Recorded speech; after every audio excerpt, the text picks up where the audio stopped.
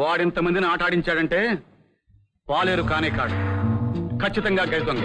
అంతేనండి, మారు వేషంలో పాలేరుగా కుదిరి మన అమ్మాయిని ఆశ్చర్యపట్టాలని ప్లాన్ వేసాడండి. వాడు ఇంట్లో లేనప్పుడు వెళ్ళి సోదా చేయాలి, ఆరా తీయాలి. పిచ్చుక మీద బ్రహ్మాస్త్రంలా మీరెందుకులేండి, నే వెడతాలేండి. వెళ్ళు మరి. వెడతాలేండి. అకౌంట్లో రాసుకో, పెళ్ళేమన్నాడు సెటిల్ చేస్తాను. మహాప్రసాదం.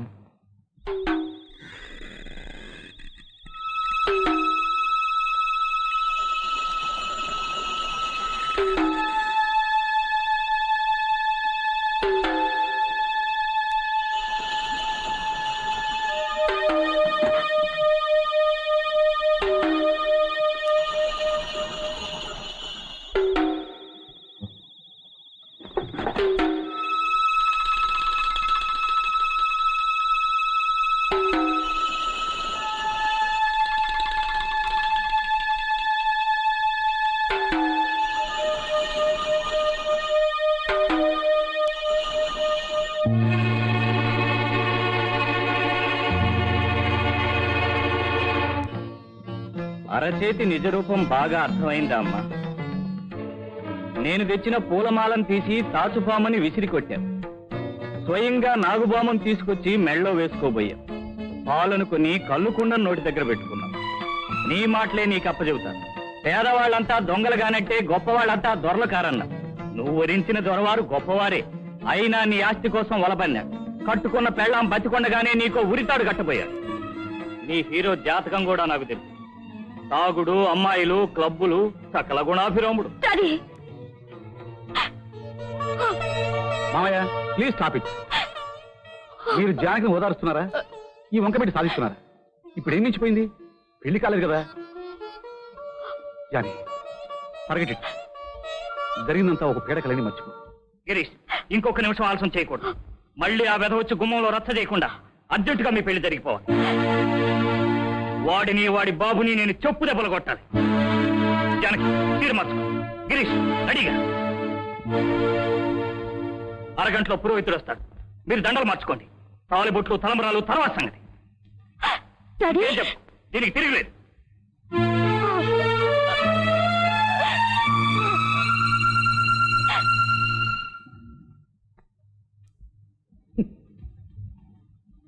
అకౌంట్లో రాసుకో.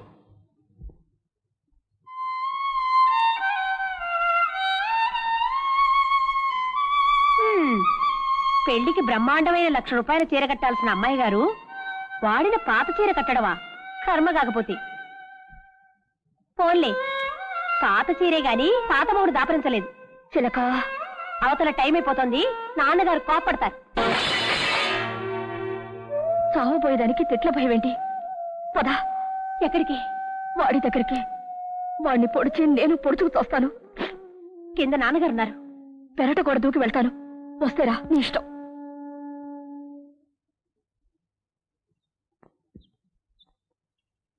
అమ్మాయి గారు అటేనా? ఆ జాకీ కోసమేనా? వాడు చేసిన పాడు పని ఇప్పుడే తెలిసిందమ్మా. నౌకర్లు చెప్పారు. అందరూ కన్నీళ్లు పెట్టుకుంటున్నారు. మీకు దండం పెడతాను, మీరు ఒక్కరు వెళ్ళకండి ప్లీజ్. ఏ చంపుతాడా? అది కాదు, వాడికి ఇంకా తెలియదు బయటపడ్డట్టు. ఇప్పుడే బజార్లో చూశాను. మా మావయ్య గారు వాడు పెళ్లికి చీరలు కొట్టున్నారు. అదే మేజర్ గారు మా మావయ్య కదా, సీత నా భార్య. ఓ మీరా? అమ్మాయి గారు, మీరు మా ఇంటికి వెళ్ళి ఉండండి. సీత ఉంది, సీత కూడా చెప్పండి. ఈలోగానే వెళ్ళి వాడికి మంచి మాట చెప్పి మా ఇంటికి తీసుకొస్తాను. అప్పుడు వాడిని నిలదీసి అడిగి.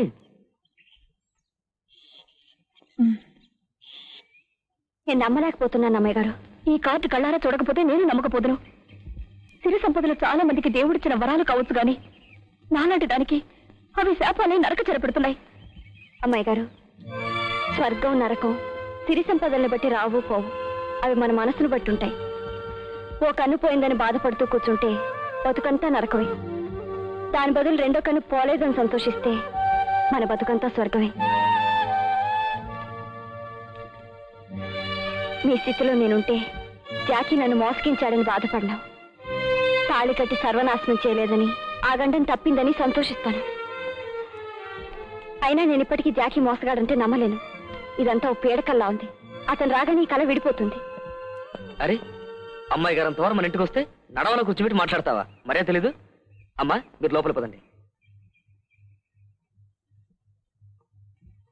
సీత, నువ్వు వెళ్ళి 2 కప్పులు కాఫీ పట్టరా. జాకి వస్తే వాళ్ళిద్దరూ ఏకాంతంగా మాట్లాడుకోవాలి.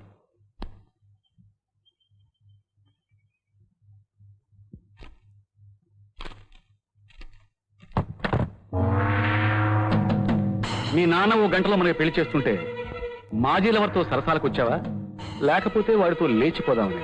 షడప్. నేను వాడిని చేసుకోవడం మానడం వేరే సంగతి. చచ్చినా నిన్ను మాత్రం చేసుకోను. Get out. సీత, సుధాకర్. పిలిచారా బాస్? వీడు నా శిష్యుడు. నువ్వు పెళ్లికి లొంగమని ఆలోచించే మనకిక్కడ శోభనం ఏర్పాటు చేశాడు. ముందు కార్యం లాగించేస్తే నిన్ను కట్టడానికి తాళ్లు, ఆపడానికి తలుపులు అక్కర్లేదు.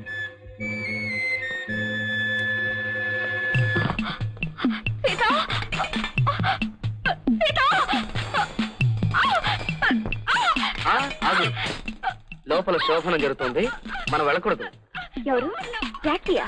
కాదు, మా బాస్ గిరిబాబు గారు. అమ్మయ్యో,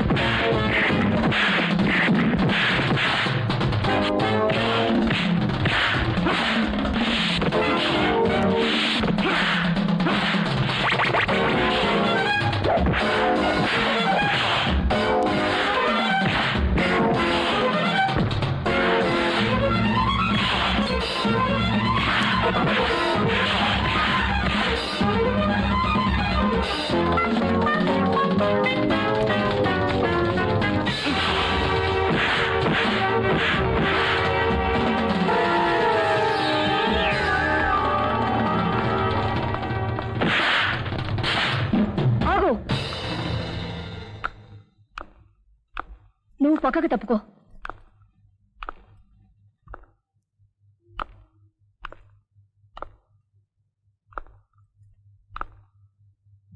జానకి, జానకి, దరిద్రుడా, ముందు నాకు శోభనం జరిపి తర్వాత పెళ్ళాడతావా? నేను నిన్ను చంపను. రేప్ చేయగలనే పొగరేగా నీకున్నది, అది నీ జన్మలో జరగకుండా.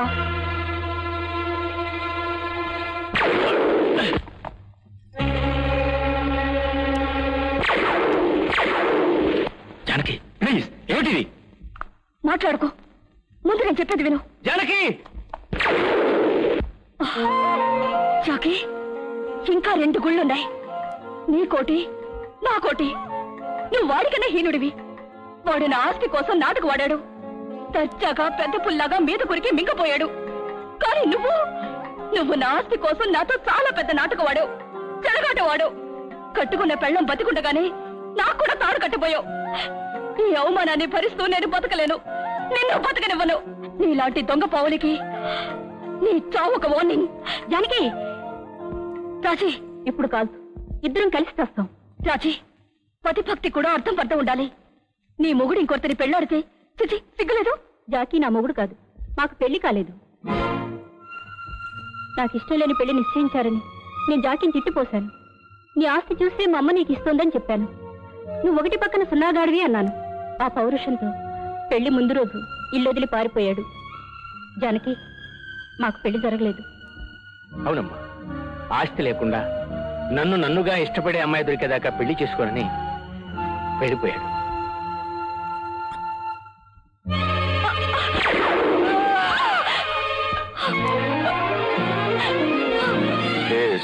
కోటీశ్వరుడి బిడ్డ నా ఇంట పాలేరే కొలువు చేశాడన్నమాట విరాట్రాజు ఇంట్లో పాండవులాగా. చాలా సంతోషం నాయన. పుత్రోత్సాహం తండ్రికి పుట్టగానే కన్నా వాడు గొప్పవాడైనప్పుడే కలుగుతుంది. రాజీ, నీ తిట్లే నాకు దీవెనలైన ఒక మనిషిని చేసి నీ మేలు అన్నడికి మర్చిపోలేను. నీ మేలు నేను మర్చిపోలేను అల్లుడు. అడవి గుర్రాన్ని మచ్చిక చేయొచ్చు గాని ఈ పంచ కళ్యాణ్ని ఇంత చక్కగా దారికి తెచ్చావు. దానికి కరెక్ట్ మూడుని సంపాదించి పెట్టావు. Thank you. ఇప్పుడు అందరి ముందు ఫైనల్గా అడుగుతున్నాను, నువ్వు నన్ను పెళ్ళాడేది నా కోసమా, నా ఆస్తి కోసమా? 2 కాదు, మరి నా కోసం. అదే ప్రశ్న నేను అడుగుతున్నాను. నన్ను పెళ్ళాడేది నా కోసమా, నా ఆస్తి కోసమా, లేక నేనన్నట్టు నీ కోసమా? 3 కాదు. మరి